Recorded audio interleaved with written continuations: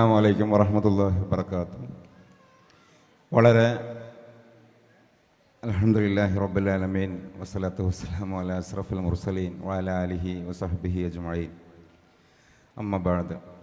വളരെ സമാദരണീയരായ മഹത്തായ സമസ്തയുടെയും SNECയുടെയും ഒക്കെ ഉസ്താദുമാരെ, സാരഥികളെ, സഹപ്രവർത്തകരെ, രക്ഷിതാക്കളെ, വളരെ പ്രിയങ്കരായ വിദ്യാർത്ഥികളെ, നമുക്കേറ്റവും പ്രിയപ്പെട്ട വിഷയം ഏതാണെന്ന് സ്വയം മനസ്സിലാക്കുവാനുള്ള ഒരു മാനദണ്ഡം നമ്മളേറ്റവും കൂടുതൽ സമയവും മനസ്സും ഏതിലാണ് ഇൻവെസ്റ്റ് ചെയ്യുന്നത് എന്നുള്ളതിൻ്റെ അടിസ്ഥാനത്തിലാണ്.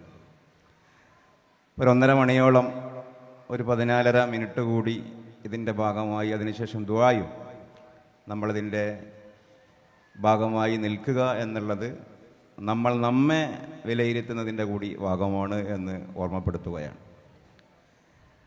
ഒരു ചെറിയ ടാസ്ക് കൂടി നേരത്തെ SV തന്നതുപോലെ എൻ്റെ പ്രിയപ്പെട്ട വളരെ പ്രിയങ്കരായ വിദ്യാർത്ഥികൾക്ക് ഞാൻ തരികയാണ്. ഇത് കഴിഞ്ഞിട്ട് നിങ്ങൾക്ക് ഏറ്റവും പ്രിയപ്പെട്ട ഭക്ഷണമുണ്ട്. അതുകൊണ്ട് എല്ലാവരും ഒരു 10 സെക്കൻഡ് ഒന്ന് നിന്ന് തന്നാൽ വളരെ നല്ലത്. ഈ പുതിയ കുട്ടികൾ ഒന്ന് നിന്നാൽ മതി. നിങ്ങളതിന് ചെയ്യേണ്ടത്, നിങ്ങളുടെ വലത് കൈ പൊക്കിയിട്ട് വായുവിൽ നിങ്ങൾക്ക് ഇഷ്ടപ്പെട്ടൊരു വാക്ക് എഴുതിയാൽ മതി. അറബിയിലോ മലയാളത്തിലോ ഇംഗ്ലീഷിലോ ഇഷ്ടപ്പെട്ടൊരു വാക്ക്, ഏറ്റവും ഇഷ്ടപ്പെട്ടൊരു വാക്ക്, ഇപ്പം തോന്നുന്നൊരു വാക്ക് എഴുതിയാൽ മതി. കൈകൊണ്ട് ഞാനൊരു വാക്കിപ്പോൾ എഴുതി കഴിഞ്ഞു. എഴുതിയോ? അത്രയൊന്നും ചിന്തിക്കേണ്ട, പെട്ടെന്ന് മനസ്സിൽ വരുന്നൊരു വാക്ക്. കുറേ ആൾ മനസ്സിലെങ്കിലും എഴുതിയല്ലോ. അള്ളാഹു, റസൂല്, ഉമ്മ, ഉസ്താദ്, ഈ 4ലൊരു വാക്ക് എഴുതിയവരെന്ന് കൈപൊക്കി തരുമോ? മാഷാ അല്ലാഹ്. എനിക്ക് എഴുതാത്തു. മന്തി, ബിരിയാണി ഇതെഴുതി ആരെങ്കിലും ഉണ്ടോ? ഒന്ന് കൈവെക്കുമോ? അല്ലെങ്കിൽ അങ്ങനെയുള്ള നിങ്ങൾ ഫുഡ് ഐറ്റംസ്. പിന്നെ നിങ്ങളെക്കുറിച്ച് നമ്മളെന്തിനാണ് അണ്ടർ എസ്റ്റിമേഷൻ? നിങ്ങൾക്ക് ഇപ്പോൾ ഭക്ഷണമൊന്നും വേണ്ട, നിങ്ങൾ വളരെ എനർജറ്റിക്കാണ്. അറബിയിലും മലയാളത്തിലും അല്ലാതെ ഇംഗ്ലീഷിൽ എഴുതിയ ആൾക്കാരുണ്ടോ? കൈ ഒന്ന് നോക്കൂ. ഇംഗ്ലീഷിലൊരു വാക്ക്. മാഷാ അല്ലാഹ്, അതുകൊണ്ട്. ഇതാണ് സമന്വയ വിദ്യാഭ്യാസം. ഇരിക്കും. മാഷാ അല്ലാഹ്, ഇതാണ് സമന്വയ വിദ്യാഭ്യാസം. വളരെ വ്യത്യസ്തമായി നിമിഷങ്ങൾക്കുള്ളിൽ നിങ്ങളുടെ ക്രിയേറ്റിവിറ്റി ഇസ്ലാമിനോട് വിശ്വാസത്തോട് ചേർന്ന് നിന്നുകൊണ്ട് നിങ്ങൾ പ്രതിഫലിപ്പിച്ചു. നമ്മുടെ വഴി നിങ്ങൾ അടയാളപ്പെടുത്തി കഴിഞ്ഞു. അള്ളാഹു, റസൂൽ സല്ലല്ലാഹു അലൈഹി വസല്ലം, ഉസ്താദ്, ഉമ്മ, അതിലുപ്പയും പെട്ടു. സമൂഹം, ഇൽമിയായ അസ്തിത്വമാണ് നമ്മുടെ അസ്തിത്വം. മുസ്ലിയാർ സ്വത്തെന്ന് പറയാം. അതുകൊണ്ടാണ് ഞാൻ ഉസ്താദ് എന്നുള്ള വാക്ക് പ്രത്യേകിച്ചിട്ട് മെൻഷൻ ചെയ്തത്. അങ്ങനെ ഒരു വാക്ക് നിങ്ങൾ എഴുതിയോ എന്ന് ചോദിച്ചത്. നമുക്ക് പ്രിയപ്പെട്ടവരാണ് ഉസ്താദുമാർ. ഉസ്താദ് എന്നുള്ള വാക്കിൻ്റെ അർത്ഥം അതൊരു പേർഷ്യൻ വാക്കാണ്. പാചകക്കാരെന്നാണ് ആ വാക്കിൻ്റെ അർത്ഥം. ഭക്ഷണം ഉണ്ടാക്കി തരുന്ന പണ്ടാരി എന്ന് പറയും, കുക്കർ, ഷെഫ്. പക്ഷേ അത് പിന്നെ അറബീകരിക്കപ്പെട്ടൊരു വാക്കായി മാറി. നമ്മൾ സ്കൂളിൽ പഠിപ്പിക്കുന്ന ആളെ മാഷ് അല്ലേ സാറ് എന്നും, മദ്രസയിൽ പഠിപ്പിക്കുന്നയാളെ ഉസ്താദ് എന്നുമാണ് പറയാറുള്ളത്. ഇത് ആത്മീകമായൊരു പാചകമാണ്. ആത്മീകമായ വിഭവങ്ങൾ ഒരുക്കി തരുന്ന ആളുകൾക്കാണ് ഉസ്താദ് എന്ന് പറയുന്നത്. കേരളത്തെ, നമ്മെ, മഹത്തായ സമസ്തയൊക്കെ അടയാളപ്പെടുത്തി തന്ന ധാരാളം മഹാരഥന്മാരായ ഉസ്താദുമാരുണ്ട്. മലയാളത്തിൻ്റെ സാംസ്കാരിക പൈതൃകത്തെ, കലാപൈതൃകത്തെ, മാപ്പിള സാഹിത്യ സമ്പത്തിനെയൊക്കെ പുഷ്കലമാക്കിയ ആധ്യാത്മിക ജ്ഞാനികളായ ഒരുപാട് ഉസ്താദുമാർ. ആ താവഴയിലേക്ക് ചെന്ന് ചേരാനുള്ളവരാണ് നമ്മളും. ഷുജായി മൊയ്തീൻ മുസ്ലിയാർ ആരാണെന്ന് നിങ്ങളൊന്ന് പഠിക്കണം. ആരാണ് കുഞ്ഞായിൻ മുസ്ലിയാർ? ആരാണ് സഫലമാല എഴുതിയത്? ആരാണ് നൂൽമാല എഴുതിയത്? ആരാണ് ഷിപ്പ് സോങ് എഴുതിയത്? ആരാണ് ഉമർ ഖാലി? ഇവരുടെയൊക്കെ പരമ്പരകളിലേക്ക് ചേർന്ന് നിൽക്കുവാനുള്ളവരാണ് നമ്മളും. നേരത്തെ ഇവിടെ 2 വാക്ക് പരാമർശിക്കപ്പെടുകയുണ്ടായി പല വാക്കുകളിൽ. ഒന്ന്, സയ്യിദുൽ ഉലമാ വഅല്ലമ ആദമൽ അസ്മാ കുല്ലഹ, എല്ലാ ടെക്നോളജിയും ആദം അലൈഹിസ്സലാമിന് പഠിപ്പിച്ചു കൊടുത്തു എന്ന് പറഞ്ഞു. SNECയുടെ ചെയർമാൻ പ്രിയപ്പെട്ട ബഹുമാനപ്പെട്ട സലാം ബാക്കവി ഉസ്താദ് അല്ലാഹു വ റസൂലുഹു ആലം എന്നുള്ള റസൂലുഹു ആലം എന്നുള്ളതിനെ സ്ട്രെസ് ചെയ്ത് പറഞ്ഞു. ഏറ്റവും അറിയുന്നയാൾ അള്ളാഹുവിൻ്റെ കൂടെ റസൂലുമാണ്. സൂപ്പർലെറ്റീവ് എന്ന് പറയും നമ്മൾ ഇംഗ്ലീഷിൽ. മനുഷ്യൻ്റെ ബ്രെയിൻ അത്രയും കപ്പാസിറ്റി ഉണ്ടെന്നാണ് നമ്മൾ മനസ്സിലാക്കേണ്ടത്.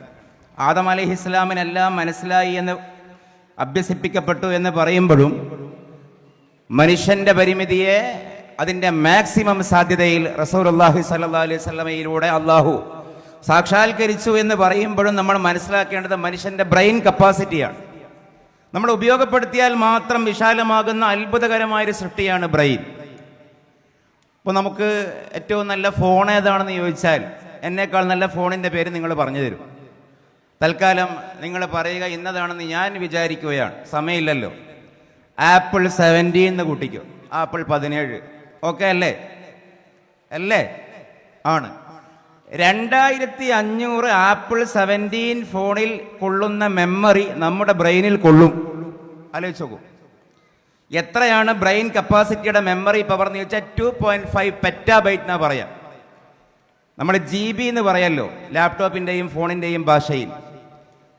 അതിൽ 2.5 മില്യൺ 25 ലക്ഷം GB, അതാണ് 2.5 പെറ്റാബൈറ്റ്. അത്രയും സാധനം ഹ്യൂമൻ ബ്രെയിനിൽ കൊള്ളും. അത് ഒരു നിഗമനമാണ്. അതുകൊണ്ടാണ് അല്ലമ ആദമൽ അസ്മാഅ കുല്ലഹ എന്ന് വിശുദ്ധ ഖുർആൻ പറയുന്നത്, അല്ലാഹു റസൂലുഹു ആലം എന്ന് പറയുന്നത്. ബുദ്ധിപരമായി പ്രായപൂർത്തിയാകാതെ മരണപ്പെട്ടു പോകുന്ന ഏക സ്പീഷ്യസ് ആണ് മനുഷ്യൻ എന്ന് ആന്ത്രോപോളജിയിൽ ഒരു ഭാഷയുണ്ട്. കാരണം ഇത്രയും നമുക്ക് പഠിക്കാൻ കഴിയും, അത്രയും നമുക്കിതിൽ സംഭരിക്കാൻ കഴിയും, സ്റ്റോർ ചെയ്യാൻ കഴിയും. പക്ഷെ അതിൻ്റെ ചെറിയൊരു ഭാഗം മാത്രമാണ് നമ്മൾ ബാഗ് ചെയ്യുന്നത്, സ്റ്റോർ ചെയ്യുന്നത്. ഇപ്പോൾ ഉദാഹരണത്തിന് നോക്കൂ, വിശുദ്ധ ഖുർആനിലെ ഒരു ആയത്താണ്, ലൗ അൻസൽനാ ഹാദൽ ഖുർആന അലാ ജബലിൻ ലറഅയ്തഹു ഖാശിഅൻ മുതസദ്ദിഅൻ മിൻ ഖശിയത്തില്ലാഹ്. അതിൻ്റെ മലയാളം എന്താണ്? ഈ ഖുർആനിനെ നമ്മൾ മലപ്പുറത്താണ് ഇറക്കിയതെങ്കിൽ, മക്കത്തല്ല മലപ്പുറത്താണ് ഇറക്കിയതെങ്കിൽ, ആ മലപ്പുറം തവിട് പൊടിയാവുന്നത് നബിയെ അങ്ങക്ക് കാണുവാൻ കഴിയുമായിരുന്നു. പക്ഷേ ഈ ഖുർആൻ മലപ്പുറത്തല്ല ഇറക്കിയത്, ഈ ഖുർആൻ ഇറക്കിയത് തലപ്പുറത്താണ്. മനുഷ്യന്റെ ബ്രെയിനിലേക്കാണ് ഖുർആൻ വന്നിറങ്ങിയത്, മലയുടെ മുകളിലല്ല. പക്ഷേ ലോകത്ത് ഏത് ബ്രെയിനാണ് തകർന്നു പോയത്? ഹുഫാദുകളുണ്ട് ലോകത്ത് കോടിക്കണക്കിന്. ഇവിടെ വന്നിരിക്കുന്ന നിങ്ങൾക്കും ഏത് പ്രാഥമികമായ ഇസ്ലാമിക ജ്ഞാനമുള്ള ആളുകൾക്കും വിശുദ്ധ ഖുർആനിലെ സൂറത്തുൽ ഫാത്തിഹ അറിയാം, മുഅവ്വിദത്തൈനും ഇഖ്ലാസും അറിയാം, ആയത്തുൽ കുർസി അറിയാം, ആമന റസൂൽ അറിയാം, യാസീൻ അറിയാം, മുൽക്ക് അറിയാം, വാഖിയ അറിയാം. ഒരുപാട് മനപ്പാടമാക്കിയ സൂറകൾ ഈ പന്തലിൽ സമ്മേളിച്ചിരിക്കുകയാണ്. ആരുടെ തലയാണ്? ലറഅയ്തഹു ഖാശിഅൻ മുതസദ്ദിഅൻ മിൻ ഖശിയത്തില്ലാഹ്. അതായത് ഭീകരമായ എവറസ്റ്റ് കൊടുമുടിക്ക് വഹിക്കാൻ കഴിയുന്നതിലേറെ ഭാരം വഹിക്കാൻ കഴിയുന്ന സാധനമാണ് ഹ്യൂമന്റെ ബ്രെയിൻ, മനുഷ്യന്റെ ബ്രെയിൻ എന്ന് പറയുന്നത്. നമുക്കറിയാം, നമ്മൾ ബയോളജിയിൽ പഠിച്ചു, മനുഷ്യന്റെ ബ്ലഡിലുള്ളത് ഹോർമോണുകളാണ്. ഹീമോഗ്ലോബിൻ ഒക്കെ ഒരു ഹോർമോണാണ്. മനുഷ്യന് നിറം കൊടുക്കുന്ന മെലാനിൻ ഹോർമോണാണ്. ധാരാളം ഹോർമോണുകൾ. അത് മുഖേനയാണ് നമ്മുടെ ജൈവിക പ്രക്രിയ, ശാരീരികമായ ബയോളജിക്കൽ പ്രോസസ്സുകൾ നടന്നുകൊണ്ടിരിക്കുന്നത്. പക്ഷെ എങ്ങനെയാണ് മനുഷ്യന്റെ വികാരങ്ങൾ നടക്കുന്നത്? നമുക്കിപ്പോൾ തോന്നുന്നുണ്ടല്ലോ, ചില ആളുകൾക്ക് തോന്നുന്നുണ്ട് ഇയാളെപ്പോഴാണ് ഇത് നിർത്തുക, ഇന്നിനിപ്പം നാട്ടിൽ പോകാൻ പറ്റുമോ, എന്തായിരിക്കും ഇവിടെ പറയപ്പെട്ട ആ പാക്കറ്റിലെത്തുന്ന ഫുഡ്, ഇതൊക്കെ നമുക്ക് തോന്നുകയാണ്. ഈ തോന്നുന്നത് ഹോർമോണുകൾ മുഖേനയല്ല. ഈ തോന്നുന്ന സാധനങ്ങൾ തലച്ചോറിൽ ഒരു കരണ്ട് പ്രവർത്തിക്കുന്നുണ്ട്, വൈദ്യുതി. നാം സ്വിച്ച് ഇടുമ്പോൾ ബൾബ് കത്തുന്ന പോലെ, വെപ്പൺസുകൾ ആക്റ്റീവ് ആകുന്ന പോലെ അള്ളാഹുവിന്റെ ഒരു സംവിധാനമാണ്, ന്യൂറോ കെമിക്കൽ വേവിംഗ് സംവിധാനമാണ് ബ്രെയിനിൽ നടക്കുന്നത്. അവിടെ അത് സാധ്യമാക്കുന്നത് ന്യൂറോണുകൾ മുഖേനയാണ്. രണ്ട് വാക്കുകൾ, ഹോർമോണുകളും ന്യൂറോണുകളും. ഈ ന്യൂറോണുകളുടെ പ്രത്യേകത ഉപയോഗപ്പെടുത്തുമ്പോൾ വിശാലമാകുന്നു എന്നുള്ളതാണ്. നമ്മളത് മനസ്സിലാക്കണം. നാം നിരന്തരം നെഹ്വാണ് പഠിക്കുന്നതെങ്കിൽ നെഹ്വ് പഠിക്കാൻ പറ്റുന്ന തരത്തിൽ ന്യൂറോണുകൾ ജനറേറ്റ് ചെയ്യപ്പെടും, ഉൽപ്പാദിപ്പിക്കപ്പെടും. നാം പഠിക്കുന്നത് പാട്ടോ കളിയോ, ശ്രദ്ധിക്കുന്നത് വീഡിയോ ഗെയിമുകളോ വിനോദങ്ങളോ രസങ്ങളോ ത്രസങ്ങളോ ബഹളങ്ങളോ കുതൂഹലതകളോ ഒക്കെ ആണെങ്കിൽ അത്തരത്തിലുള്ള എന്റർടൈൻമെന്റുകളെ ഉൽപ്പാദിപ്പിക്കുന്ന, അതിനെ പ്രചോദിപ്പിക്കുന്ന ന്യൂറോണുകളാണ് ഉണ്ടാവുക. എന്താണോ ചിന്തിക്കുന്നത് ആ മേഖലയെ വികസിപ്പിക്കുന്ന തരത്തിലാണ് മനുഷ്യന്റെ ബ്രെയിൻ സിസ്റ്റം അള്ളാഹു കൊണ്ടുവന്ന് വെച്ചിട്ടുള്ളത്. സയൻസിൽ അതിന് ന്യൂറോ സയൻസിൽ അതിന് ന്യൂറോ പ്ലാസ്റ്റിസിറ്റി എന്നാണ് പറയുക. ഒരു കാര്യം വിചാരിക്കുകയാണെങ്കിൽ അത് തന്നെ ബ്രെയിനിൽ വരൂ. അതുകൊണ്ട് പ്രിയപ്പെട്ടവരെ, ഇന്ന് മുതൽ നമ്മുടെ ന്യൂറോ പ്ലാസ്റ്റിസിറ്റിക്ക് പുതിയൊരു ദിശ ഉണ്ടാവേണ്ടതുണ്ട്. ആ ദിശ നിങ്ങൾ പറഞ്ഞു കഴിഞ്ഞു. ആ ദിശയാണ് നമ്മുടെ സ്വത്വം. അതാണ് ഞാൻ പറയുന്നത്. ആ ദിശ അള്ളാഹുവിലേക്കുള്ള വഴിയാണ്. ആ ദിശ റസൂലിലേക്കുള്ള വഴിയാണ്. ആ ദിശ ഉമ്മാക്കും ബാപ്പാക്കും സമൂഹത്തിനും പൊരുത്തമുള്ള വഴിയാണ്. പൗരബോധമുള്ള, ഉലമാ സത്വബോധമുള്ള, കാലം എത്ര മുന്നോട്ട് പോയാലും വീര്യം കുറയാത്ത സാധനമാണ് നമ്മുടെ കയ്യിലുള്ളത്. ഒരു കാര്യം കൂടി സൂചിപ്പിച്ചുകൊണ്ട് ഞാൻ അവസാനിപ്പിക്കാം. നമ്മുടെ കിതാബുകൾ, നമ്മുടെ പുസ്തകങ്ങൾ, നമ്മുടെ കയ്യിലെ പേന, നിങ്ങൾ ആലോചിച്ച് നോക്കൂ. ഇതേപോലൊരു മുഖദ്ദിമക്ക് എന്ത് പ്രസക്തിയാണ് ഈ AI യുഗത്തിലുള്ളത്? അബ്ദുറഹ്മാൻ ഉസ്താദ്, അരിപ്ര ഉസ്താദ് പറഞ്ഞല്ലോ, ഇത് AI യുഗമാണ്. ഈ AI യുഗത്തിൽ എന്ത് പ്രസക്തിയാണ് കടലാസുകൾക്കുള്ളത്? എന്ത് പ്രസക്തിയാണ് പേനക്കുള്ളത്? എന്ത് പ്രസക്തിയാണ് ഇതേപോലെയുള്ള പുസ്തക കിതാബുകൾക്കുള്ളത്? പക്ഷെ ഒരു കാര്യം നമ്മൾ മനസ്സിലാക്കണം. കാലമെത്ര മുന്നോട്ട് പോയാലും, സാങ്കേതിക വികാസം അതിശയകരമായ പുരോഗമനങ്ങളെ പ്രാപിച്ചാലും, ലോകത്ത് എന്നെന്നും ബാക്കിയാവുന്ന ജനുവിനായ അധ്യാപന സംസ്കാരമാണ് സമസ്ത കേരള ജംഇയ്യത്തുൽ ഉലമ വിഭാവനം ചെയ്യുന്ന ഗുരുകുല വിദ്യാഭ്യാസ സംസ്കാരം. അതിൻ്റെ ഏറ്റവും പ്രകടമായ സാക്ഷാത്കാരമാണ് നമ്മുടെ ഈ കാലത്തും ഈ കടലാസും പുസ്തകവും കിതാബും ബാക്കിയാകുന്നത്. വിശുദ്ധ ഖുർആന്റെ അത്ഭുതമെന്നും പറയാം. ഖുർആൻ തുടങ്ങിയത് തന്നെ നേരത്തെ അതും ഇവിടെ പരാമർശിക്കപ്പെടുകയുണ്ടായി. ഇഖ്റ ബിസ്മി റബ്ബിക്കല്ലദീ ഖലഖ് ഖലഖൽ ഇൻസാന മിൻ അലഖ് ഇഖ്റ വറബ്ബുക്കൽ അക്രം അല്ലദീ അല്ലമ ബിൽ ഖലം അല്ലമൽ ഇൻസാന മാ ലം യഅലം. വിശുദ്ധ ഖുർആന്റെ പ്രമേയം പേനയാണ്. വിശുദ്ധ ഖുർആന്റെ പ്രമേയം നൂൻ വൽ ഖലം വമാ യസ്തുറൂൻ, മഷിക്കുപ്പിയും വരികളും ആ വരികൾ കുറിച്ചിടുന്ന വരകൾ കുറിച്ചിടുന്ന തൂലികയുമൊക്കെയാണ്. ഞാനിത് പരാമർശിക്കുന്നതിൻ്റെ ഉദ്ദേശം, ഈ വചനങ്ങൾ ലോകത്ത് അവതീർണമായിട്ട് 1400 കൊല്ലങ്ങൾ കഴിഞ്ഞു. ഇത് 2026 മെയ്യിലാണ്, മെയ് 31 നമ്മൾ ഈ പന്തലിൽ സമ്മേളിച്ചത്. അല്ലാഹുവിന്റെ റസൂൽ ഭൂമിയിൽ ഖുർആൻ ഓതി ലോകത്തോട് സംസാരിച്ചത് CE 609ന്റെയും 632ന്റെയും ഇടയിലാണ് എന്ന് പറഞ്ഞാൽ കൃത്യമായി 15 നൂറ്റാണ്ടുകൾ പിന്നിടാൻ പോവുകയാണ്. പക്ഷേ ആ 15 നൂറ്റാണ്ടുകൾക്ക് മുമ്പ് ഭൂമിയിൽ ഉണ്ടായിരുന്ന എന്തെങ്കിലും സംസ്കാരം അതേപോലെ ഈ ഭൂമിയിൽ ഇന്നും ബാക്കിയുണ്ടെങ്കിൽ അത് കടലാസും പേനയും മാത്രമാണ്. 15 നൂറ്റാണ്ടുകൾക്ക് മുമ്പ് ആളുകൾ സഞ്ചരിച്ച പോലെയല്ല ഇന്ന് സഞ്ചരിക്കുന്നത്. അന്ന് കാൽനടയാണ്, അന്ന് കഴുതവണ്ടിയാണ്, അന്ന് കുതിരവണ്ടിയാണ്. അന്ന് ആളുകൾ ഉപയോഗിച്ചിരുന്ന ഉടപുടകളുടെ സംസ്കാരമല്ല ഇന്നത്തെ ഉടപുടകൾ. അന്നത്തെ ഭക്ഷണമല്ല ഇന്നത്തെ ഭക്ഷണം. അന്നത്തെ രീതികളല്ല ഇന്നത്തെ രീതികൾ. എല്ലാം മാറി. ഭോഗം മാറി, ഭോജനം മാറി, ആചാരം മാറി, ഉടപുടകൾ മാറി. പക്ഷെ ഒന്ന് മാത്രം മാറിയില്ല. പേന കൊണ്ടാണ് ഇന്നും എഴുതുന്നത്, കടലാസിലാണ് ഇന്നും എഴുതുന്നത്. UNOയുടെ സെക്രട്ടറിയുടെ പോക്കറ്റിലുമുണ്ട് പേന, അമേരിക്കയുടെ പ്രസിഡന്റിന്റെ പോക്കറ്റിലുമുണ്ട് പേന, നമ്മുടെ നാടിന്റെ പ്രധാനമന്ത്രിയുടെയും മുഖ്യമന്ത്രിയുടെയും കടലാസിൽ കീശയിലുമുണ്ട്, പോക്കറ്റിലുമുണ്ട് പേന, പുസ്തകങ്ങളുണ്ട്. ഇതാണ് വിശുദ്ധ ഖുർആനിന്റെ ഏറ്റവും വലിയ അനന്യത, ഏറ്റവും വലിയ ശാശ്വതീകത്വം. അതായത് കാലം മുന്നോട്ട് പോയാലും കടലാസ് ബാക്കിയാകും, കിതാബുകൾ ബാക്കിയാകും, അക്ഷരാഭ്യാസങ്ങൾ ബാക്കിയാകും. ആ വഴി ലോകത്തിന് പറഞ്ഞു കൊടുക്കാനാണ് ഉസ്താദുമാർ. ഈ വിശുദ്ധ ഖുർആൻ പരിചയപ്പെടുത്താനാണ്, കാലോചിതമായി പരിചയപ്പെടുത്താനാണ്. ഇതിലൊത്തുണ്ട്, ഇതിൽ ബൈത്തുണ്ട്, രസങ്ങളുണ്ട്, നിറങ്ങളുണ്ട്. ഒരു വരണ്ട വിദ്യാഭ്യാസ സംസ്കാരമല്ല മഹത്തായ സമസ്ത SNEC-യിലൂടെ വിഭാവനം ചെയ്യുന്നത്. നിങ്ങൾക്ക് ആവശ്യമുള്ളതെല്ലാം ഉണ്ട്. കാരണം അതാണ് നമ്മുടെ വഴി. എല്ലാ ശാസ്ത്രങ്ങളുമുണ്ട്, എല്ലാ മേഖലകളിലേക്കുമുള്ള കിളിവാതിലുകളുണ്ട്. നമുക്ക് മുമ്പേ നടന്നവരങ്ങനെയായിരുന്നു. മറ്റൊരു ഉദാഹരണം മാത്രം ഞാൻ നേരത്തെ സൂചിപ്പിച്ചു, ചില പേരുകൾ പരാമർശിക്കുകയുണ്ടായി. ഷെയ്ഖുന ശംസുൽ ഉലമ പരാമർശിക്കപ്പെടേണ്ട പേരാണ്. സമ്പാദകനാണ്, സാത്വികനാണ്, ആരിഫാണ്, പ്രഭാഷകനാണ്, കമാൻഡിംഗ് പവറുള്ള ലീഡറാണ്, അമീറാണ്. ആലങ്കാരികമായി അമീറുൽ മോമിനീൻ എന്ന് പറയാൻ പറ്റിയ വ്യക്തിയാണ്. ഒരുപാട് ഗ്രന്ഥങ്ങൾ എഴുതിയ സ്കോളേഴ്സ് ഉണ്ടാകും കേരളത്തിന്റെ പുറത്ത്. പക്ഷേ ജീവിച്ചിരിക്കുന്ന ഉലമാ എന്ന ഗ്രന്ഥങ്ങൾ എഴുതിയ, ആയിരക്കണക്കിന് ഉലമാക്കൾ എന്ന് പറയുന്ന കിതാബ് എഴുതിയ മഹാഗ്രന്ഥകാരനാണ് ശംസുൽ ഉലമ. മാതൃകയാണ്.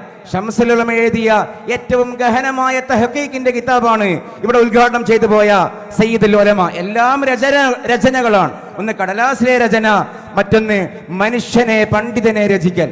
ആ രചനാവഴിയിലാണ് ഉമർ ഖാദി ഉള്ളത്. ഉമർ ഖാദി മദീനയിലെ റൗദയിൽ പോയി പ്രവാചകനെ പുകഴ്ത്തിയിട്ട് കാരിരുമ്പിന്റെ ഗാലി ഗ്രില്ല് തകർത്ത മനുഷ്യനാണ്, അതിനെ ഭേദിച്ച മനുഷ്യനാണ്.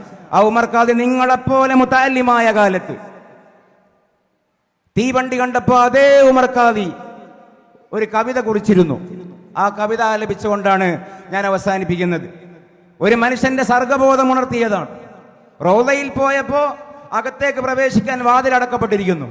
ഉമർ ഖാദി ബൈത്ത് പാടി, യാ അക്രമൽ ഖുറമാലഹ് താബിക്കും ഉമറുൽ ഫഖീറുൽ മുർതജി ലിജനാബിക്കും യർജുൽ അത്വാലൽ ബുഖാഇ ബിബാബിക്കും വദ്ദമ്മു മിൻ ഐനയ്യ സാല സജീമാ.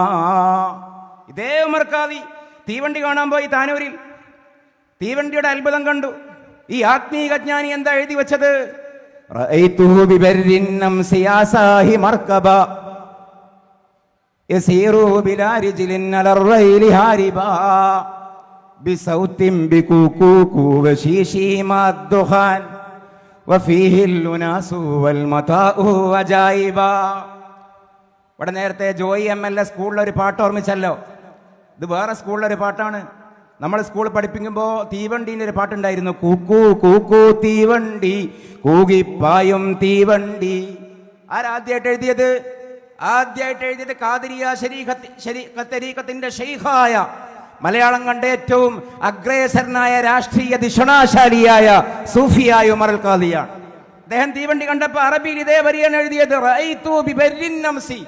താനൂരിൽ ഞാൻ ഇന്ന് കണ്ടിരിക്കുന്നു, ഇന്ന് വൈകുന്നേരം യാ സാഹി, എന്റെ പൊന്നു ചങ്ങാതി മർക്കബൻ, അതിശയകരമായൊരു വണ്ടി. യസീറു ബിലാ റിജ്ലിൻ, കാലില്ലാതെ പായുകയാണ് ആ വണ്ടി. അല്ല റെയിലി, റെയിലുമ കൂടെയാണ്. സമന്വയ വിദ്യാഭ്യാസമാണ്.